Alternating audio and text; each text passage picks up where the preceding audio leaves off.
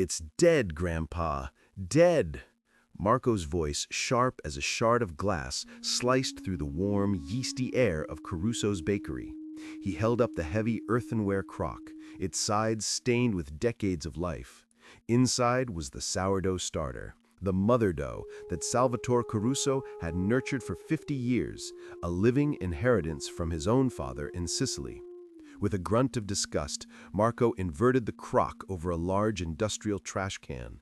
The precious starter, a bubbling, breathing testament to a lifetime of craft, flopped into the bin with a wet, final thud. Salvatore's heart thudded in his chest just as hard. "This isn't a museum," Marco sneered, wiping his hands on his pristine black apron. "It's a business. Your way is over." The few customers in the shop fell silent, their eyes shifting uncomfortably from the heartbroken old man to the furious young one. For Salvatore, it wasn't just flour and water in that can. It was his history, his father's hands, his identity. Before Marco, with his business degree and his talk of scalable solutions, Caruso's bakery was the soul of their corner of Carroll Gardens, Brooklyn. For half a century, Sal had arrived before dawn, his hands gnarled and dusted with flour, moving with an unconscious grace. He didn't measure, he felt.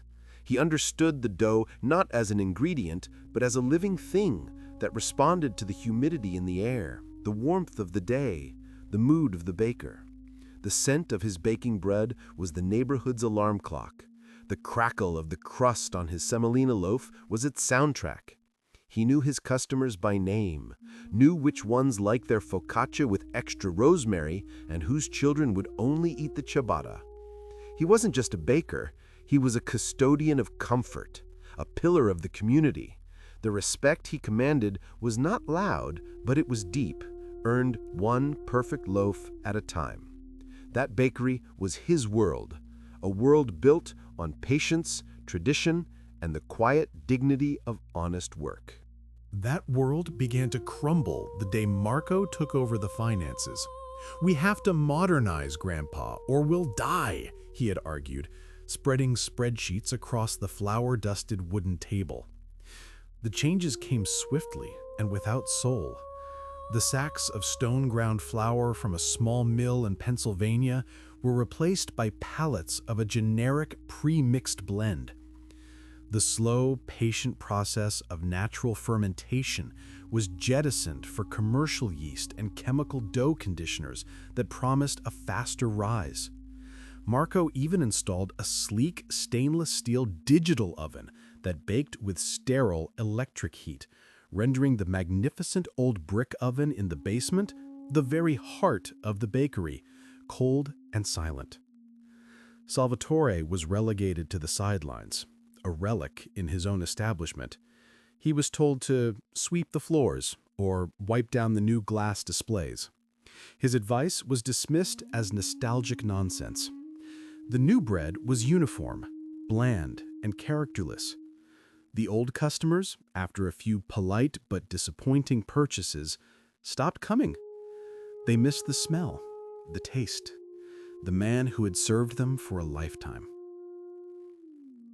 Salvatore felt himself becoming invisible, his life's work not just ignored, but actively erased. He would stand by the window, watching his grandson serve characterless loaves to new, transient customers, and a profound, hollow ache would settle in his chest. The storm came on a Tuesday in October. It wasn't just a storm. It was a meteorological monster that slammed into the eastern seaboard with vengeful fury. By evening, the winds howled like a hungry wolf, and one by one, the city's lights flickered and died. Brooklyn was plunged into a deep, disorienting darkness.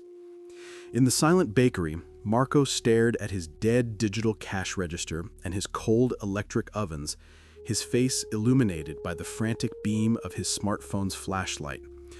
Panic was beginning to crawl up his throat.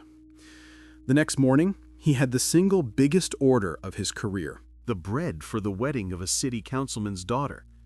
It was the contract he'd boasted about, the one that was supposed to prove his modern approach was superior. Now, he was ruined.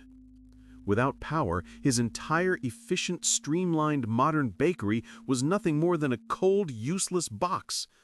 He was about to face a public, humiliating failure, and there was nothing he could do. He slumped against a sterile steel counter, the weight of his arrogance crashing down on him in the suffocating darkness. Then, a sound, a soft scraping from the basement. Marco followed the noise, his flashlight beam cutting through the gloom. There, in the cavernous basement, was Salvatore. He had pried open the iron door of the old brick oven.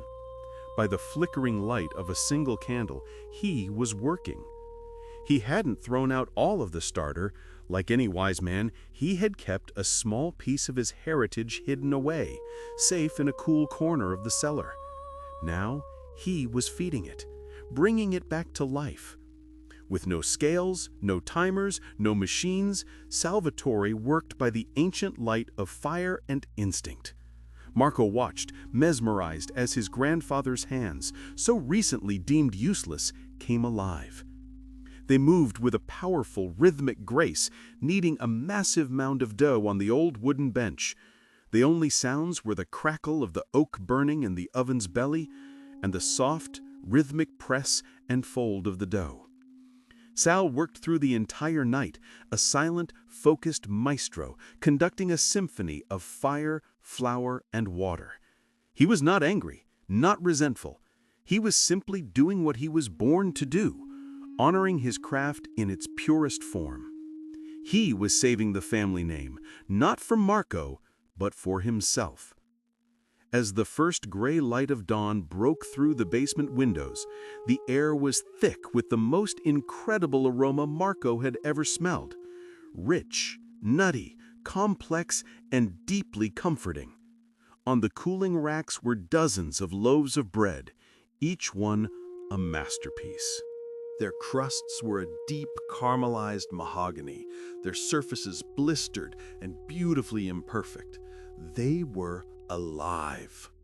When the wedding caterers arrived, their faces etched with worry, they were met with this glorious sight. Marco, humbled and exhausted, simply pointed. The caterer picked up a loaf, his eyes widening at its weight and warmth. He broke it open, and the sound of the crackling crust echoed in the quiet bakery. The taste was sublime, the order was saved. Later that day, after the power had been restored and the chaos had subsided, Marco found his grandfather sitting quietly by the cooling brick oven. There were no customers, just the two of them. "Grandpa," Marco began, his voice thick with emotion. Tears streamed down his face. "I'm sorry. I was a fool, an arrogant fool. What you do, it's not old, it's timeless." Salvatore looked at his grandson, his eyes full of a wisdom that went far beyond baking, and placed a calloused hand on his shoulder. He didn't need the apology, but he accepted it. In that moment, the true inheritance was finally passed down. The world rushes forward, always chasing the new, the fast, the efficient.